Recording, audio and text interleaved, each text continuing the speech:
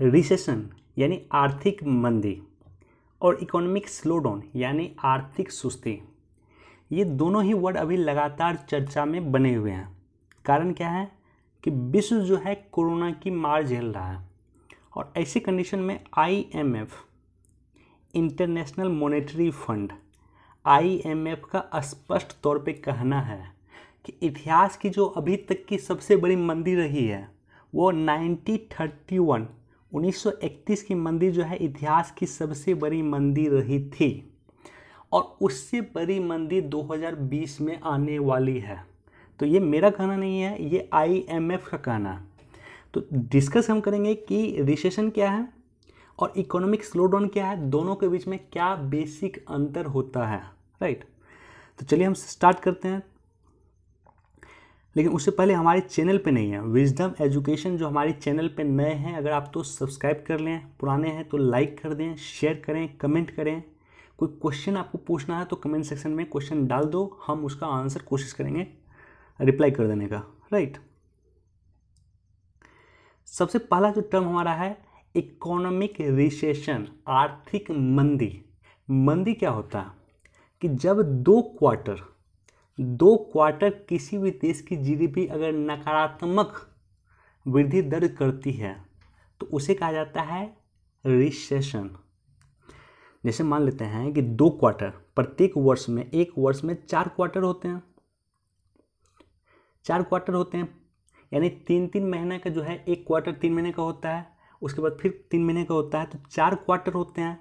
4 quarter में 2 quarter अगर लगातार निगेटिव में ग्रोथ रेट अगर दर्ज करती है तो उसे कहा जाता है रिसेशन यानी आर्थिक मंदी। तो चलिए इंडिया के परिप्रेक्ष्य में लेते हैं हम। हमारे देश में जो पहला क्वार्टर होता है वो आपको पता है कि 1 अप्रैल से जून तक जो है पहला क्वार्टर होता है। सेकेंड क्वार्टर होता है जुलाई से लेकर के सितंबर तक। थर्ड होता है अक्टूबर से दिसंबर और फोर्थ होता है जनवरी से लेकर मार्च तक। किसी भी 2 लगातार क्वार्टर में, मान लेते हैं कि सेकेंड क्वार्टर और थर्ड क्वार्टर, इस दोनों क्वार्टर में लगातार भारत की अर्थव्यवस्था अगर नकारात्मक वृद्धि दर्ज करती है यानी निगेटिव में आता है, जैसे मान लेते हैं कि सेकेंड क्वार्टर में -1% की जो है वृद्धि दर्ज हुई है और थर्ड क्वार्टर में मान लेते हैं कि -0.5% की जो है GDP ग्रोथ रेट इतनी रही थी, तो इस कंडीशन में इसे कहा जाएगा आर्थिक मंदी। चलिए एक अदर एग्जांपल देता हूँ। जैसे मान लेते हैं कि फर्स्ट क्वार्टर में GDP ग्रोथ रेट निगेटिव रहा, सेकेंड में पॉजिटिव रहा, थर्ड में फिर नेगेटिव आ गया, तो क्या इसे कहा जाएगा आर्थिक मंदी, रिसेशन इसे कहा जाएगा? बिल्कुल नहीं, इसे रिसेशन नहीं कहा जाएगा। रिसेशन का पहला ही क्राइटेरिया है कि 2 लगातार क्वार्टर निगेटिव में ग्रोथ रेट दर्ज करना चाहिए GDP का, तभी जाकर उसे रिसेशन यानी आर्थिक मंदी कहा जाएगा। तो आर्थिक सुस्ती क्या है, स्लोडाउन क्या है? तो स्लोडाउन का डेफिनेशन है कि slowdown is GDP growth rate has decrease compare to previous quarter. मान लेते हैं कि पहले क्वार्टर में भारत की GDP ग्रोथ रेट 6% रही है और दूसरे क्वार्टर में अगर ये 3% हो जाती है, तो ऐसे कंडीशन में 6% से घट के 3% ग्रोथ रेट हो गई, तो इसे कहा जाएगा स्लोडाउन कहा जाएगा।